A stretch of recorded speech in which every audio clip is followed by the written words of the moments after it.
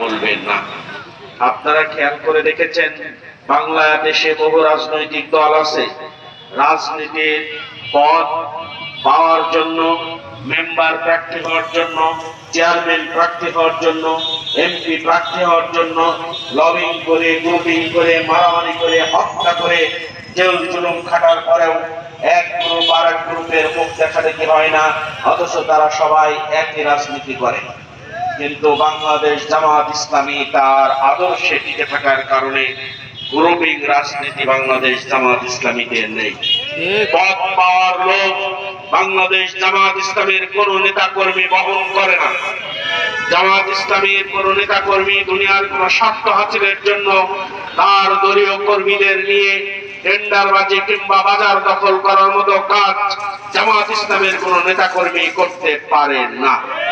সংগ্রামী বন্ধুগণ, তাহলে বাংলাদেশ জামাত ইসলামীকে এই 54টি বছরে আপনারা যেভাবে চিনে নিলেন, সেইভাবেই বাংলাদেশ জামাত ইসলামের লোক কাজ করে যাচ্ছে।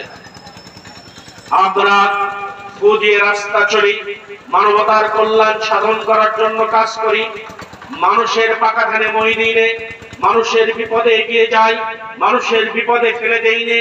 এইরকম রাজনীতি করার পরেও আমাদের পাঁচজন নেতাকে এই গত ফ্যাসিস্ট আওয়ামী লীগ সরকার ফাঁসি দিয়ে তাদেরকে নির্মমভাবে হত্যা করেছে, শহীদ করেছে। বাংলাদেশে যখন বিচারিক কার্য শুরু হয় তখন থেকে জামাতের প্রত্যেকটা নেতা কর্মী এই বক্তব্য দিয়ে আসছিল, আমাদের নেতৃবৃন্দ নির্দোষ, আমাদের নেতৃবৃন্দ ধর্ষণ করতে পারে না, আমাদের নেতৃবৃন্দ কারোর ঘরে আগুন দিতে পারে না, আমাদের নেতৃবৃন্দ কোনো মানুষকে অপহরণ করতে পারে না, আমাদের নেতৃবৃন্দ স্বাধীনতার বিপক্ষে কোনো কাজ করতে পারে না। এটা আমরা বক্তব্য দিচ্ছিলাম। সেদিন জাতি মনে করছিল হলেও হতে পারে, সাইদি সাহেবের মতো মানুষ ধর্ষণ করলেও করতে পারে, কাদের মোল্লার মতো মানুষ, আব্দুল কাদের মোল্লা থেকে কসাই কাদের হলেও হতে পারে, নিজামীর মতো মানুষ ধর্ষণ করতেও পারে, মুজাহিদের মতো মানুষ ধর্ষণ করতেও পারে। বাংলাদেশের আপামর জনগণ এইটা কিছুটা উপলব্ধি করছিল। কিন্তু আজকের এই রায়ের মাধ্যমে এটিএম আজহারুল ইসলাম 12টি বছর জেলখানায় বন্দী দশায় আছে, জেলখানায় থাকতে বারবার অসুস্থ হয়েছে, জেলখানায় থেকে তার প্রিয়তমা স্ত্রীকে হারিয়েছে, জেলখানায় থাকতে গিয়ে বাংলাদেশে তার একমাত্র ছেলে, বাংলাদেশের এত 66,000 বর্গ মাইলে তার অবস্থান হয়নি, বিদেশে বাড়ি জমাতে হয়েছে। এইরকম একটা নাজুক পরিস্থিতিতে এটিএম আজহারুল ইসলাম মুসলিম জননেতাকে যখন নির্মমভাবে ফাঁসির আদেশ দিয়েছিল, আমরা সেদিনও বলেছিলাম এটিএম আজহারুল ইসলাম কোন অপরাধ করতে পারে না, এটিএম আজহারুল ইসলাম কোন মানুষ খুন করতে পারে না, এটিএম আজহারুল ইসলাম কোন ধর্ষণকারী হতে পারে না। কিন্তু আমাদের কথা সেদিন শোনেননি।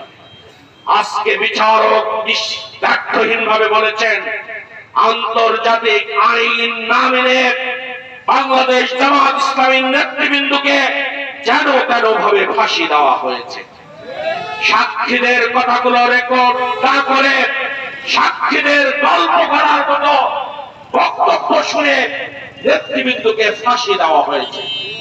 আইন পরিবর্তন করে তাদের মোল্লাকে ফাঁসি দেওয়া হয়েছে।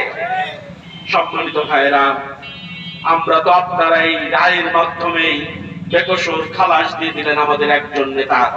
এখন যদি আমি আপনার কাছে বলি, ফিরিয়ে দিন মাওলানা মতিউর রহমান নিজামীকে, ফিরিয়ে দিন আলী হাসান মোহাম্মদ মুজাহিদকে, ফিরিয়ে দিন মীর কাসেম আলীকে, ফিরিয়ে দিন কামরুজ্জামানকে, ফিরিয়ে দিন আমাদের প্রিয় নেতা আল্লামা দেলোয়ার হোসেন সাঈদীকে, তাহলে আপনারা কি উত্তর দিবেন?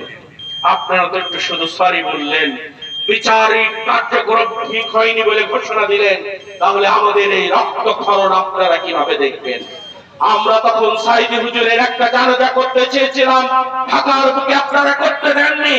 নিজামী সাহেবের জানাজা করতে চেয়েছিলাম ঢাকাতে, তাও করতে দেননি।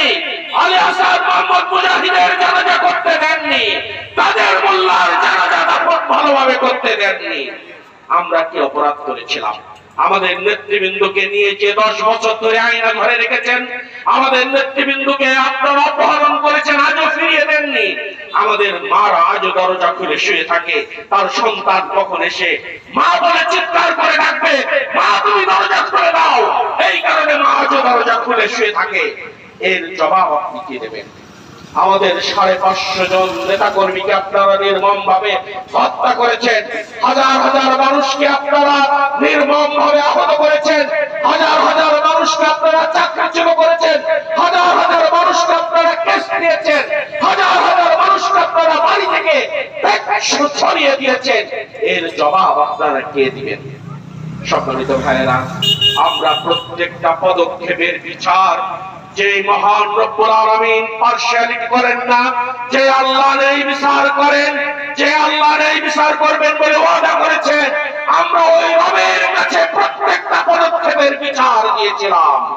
আমরা সেই বিচারের জবাব কাল কিয়ামতের দিন দেব ইনশাআল্লাহ।